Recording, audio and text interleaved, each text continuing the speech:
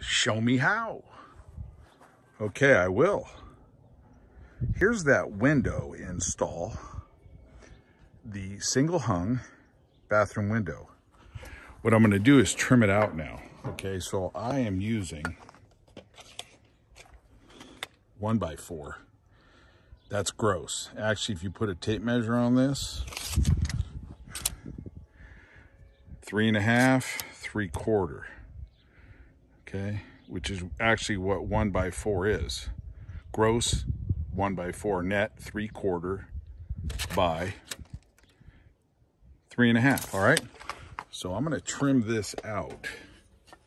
Now I've already cut this piece, but I'm going to show you how to cut this trim. These are just 45-degree miters. I'm going to do a picture frame, okay, instead of a butt joint. A butt joint would be like this, okay, and then of course you could put ears on it or whatnot, some tails. I don't like that. I'm just going to do a picture frame, okay? So on these vinyl windows, because they're just being pumped out, you can take a little file and file these nubs off. That's if you're anal like me or very particular. I only do that because I'm mostly inside the house, not outside. I do finish work, or I used to. My body's breaking down. So anyways, but you can do that. You can file those off. Okay, again, this is a nail-on window, all right? And then what we're gonna do is we are gonna cut these trim boards up, these 1x4s, and fasten them, all right? So stay with me and we will do that. Okay, thank you. I hope you guys can see this. Yes, you can. Okay, so that window is 14.5 by 39.5. If you want to make sure that your frame is going to line up right, the miters, you probably should cut it a little bit longer, okay? Now, what'll happen on this is some of the problems that people will have without thinking is they'll make the outside 14.5 when it's actually the inside. So what you can do is you can lay a miter and then measure from the inside to the next inside, and then that will give you the outside dimension, okay? And the problem with most people mitering is they don't know how to visualize what they're doing. So what you always want to do is burn an inch, okay? I like to burn an inch. You can get a little bit more accurate dimension, and I'm going to cut this a little bit over. Okay. You could always cut it a little bit longer, and that way, if you are a little bit off, you can just take take a little bit off. But if you cut it too short, then your game is over. Okay, so let's do this.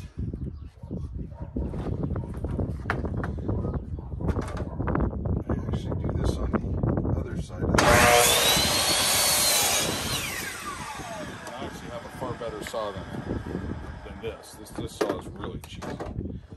But what I'm doing is pretty cheesy. So anyway, so if you look at the inside here, I have a little over 14.5, okay? Now what I'm gonna do is I'm gonna cut another one up. It's the same mark. Okay, what you can do is this. Lay this one on top, right? Just like that. And then mark it. I usually always like going to my right side so I can see what I'm doing. Okay. Well, I'm showing you how here. So you got two 14.5s. Okay. Let's take it back over to the window. Show me how. Here we go. So this is ultimately what I'm trying to accomplish here. Okay, is a joint like this, all right? Okay, That's the joint right there. Okay. Now, when you fasten these boards, you're going to want to shim back to get this joint tight. When you get it where you want it, you're going to want to fasten in the bottom and the side if you can. You've got a lot of clearance here. If you had a wall here, you'd have a hard time trying to fasten this side, but you still could get one in the bottom, or you can back shim. Once you caulk it, okay, that's going to hold this from folding open. See what would happen if you don't back shim it, okay? Because this is an old structure. Not to mention it's a mobile home. So what you want to do is you want to shim, all right? And that way you'll give it a really nice clean look. Because what's the eye going to look for first is a miter, at least with a train eye, okay? Great. You've got that. Nice. Okay, stay with me. Okay, back at it. Showing me how. All right. Now, on these miters, okay, so you've got 39 and a half. These are 14 and a half on the inside, okay? These are 14 and a half on the inside. If you add 3 and a half with 3 and a half, 14 and a half and 7, 21 and a half. This is a little bit longer because again, you want to give yourself a little bit of slack in case there's something that's going to hold you up. You can always trim it out. So I've got almost 5/8 here. All right, both of these are the same. So if you add 7 to 39 and a half, you're going to get 46 and a half. Add an eighth, okay? So you got 46 and 5/8. All right. Now what this is going to do, if you do it like this, miter like this, there's many ways to skin this cat. But once you get this dimension, then what you can do is just set your miter up and cut right at the tip. And then you know you'll have the exact dimension. Okay?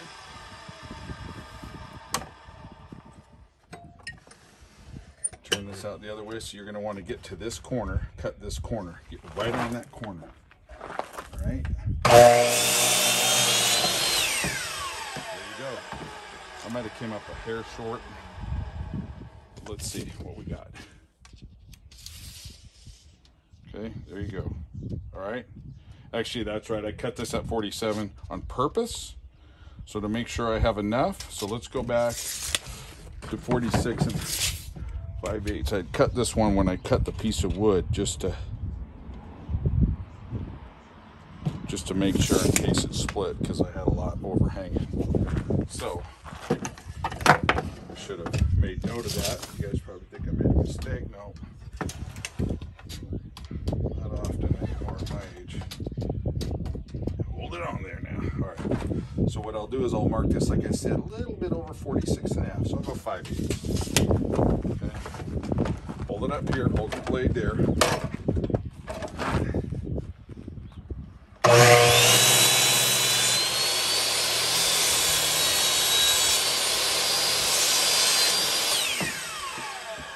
See, the reason why I cut it longer is because you see with an 8-foot board you're going to get some movement like this. I mean, you could put a block up here, but for this rough stop you could put you up a little ledge. If you got a bigger chop saw, you're going to have all those features. Okay, I'm not going to worry about that right now.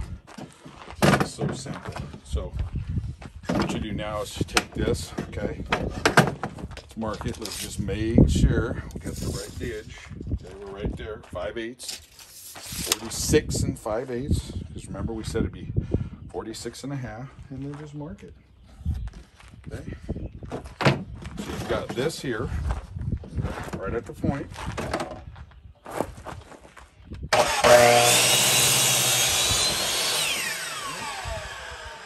Here, turn it around. All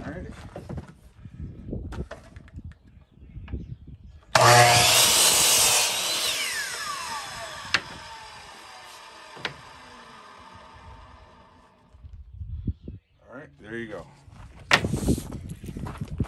See if you can see this. Good, you can.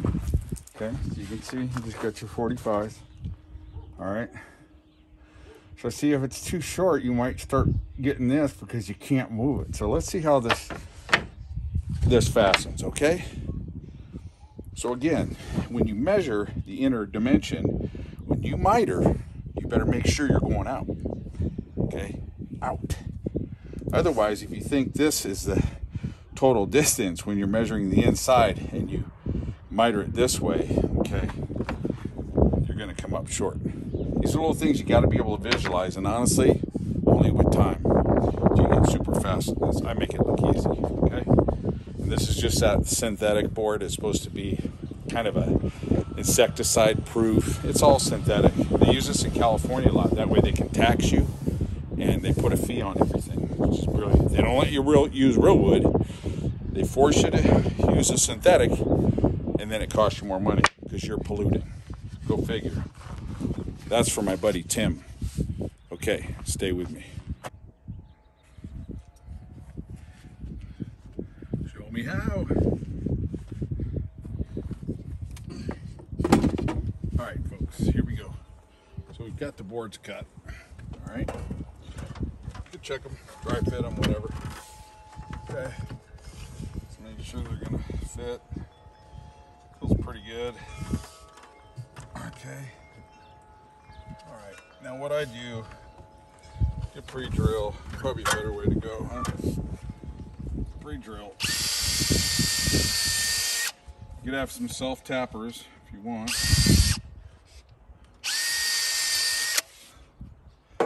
I use an 1/8" bit, okay? Better way to go.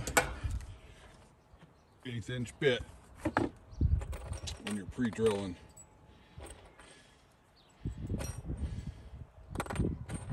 I'm using random screws because again, this is not super high end that I'm doing. So I actually could have drilled out a little bit farther. So let's see what happens. Meaning out this way. Okay. But I didn't want to because I already know that I'm going to have to shim it from the outside, because that's usually always what happens, even inside the house.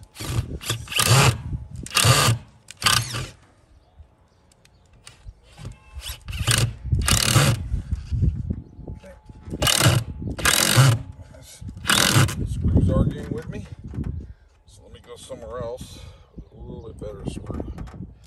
Now I'm also going into the plastic, but when you use screws, you're going to get a used result. So let's ditch this. Let's go with a better screw. Okay, here we go. When you pre-drill, you'll be able to countersink the screw a lot better, avoiding spinning. And then of course, if you're using certain kinds of wood, you'll avoid splitting. All right, so there you have it. Now, what I'll do, stay with me.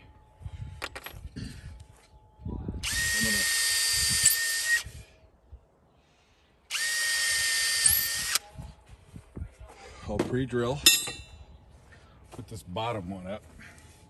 And you can see I'm a little bit low. So I could probably raise this up a hair. And I may do that. It's okay. It's all partially because I cut it a hair long because I thought that was important. And I still believe it's important.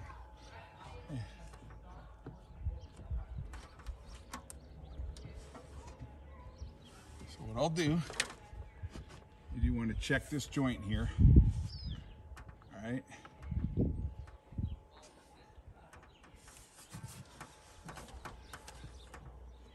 Got it still in the proper spot.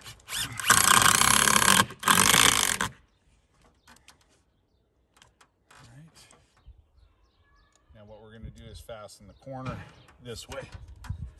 All right, this is where you want to shim it out. Now I got spinach here. I don't mean to lean. I mean I'm spinning a little bit with the screw, and I don't know how. Let's see if I can solve that.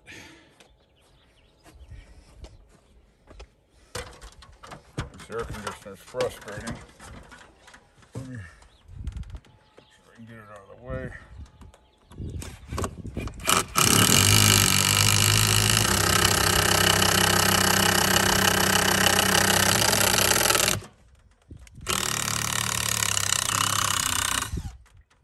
I may have to use a countersink bit on this. Countersink the screws so it looks better. But what I'm going to do is I'm going to pin this side just to show you how well it works. So stay with me. All right, thanks for staying with me. Look, I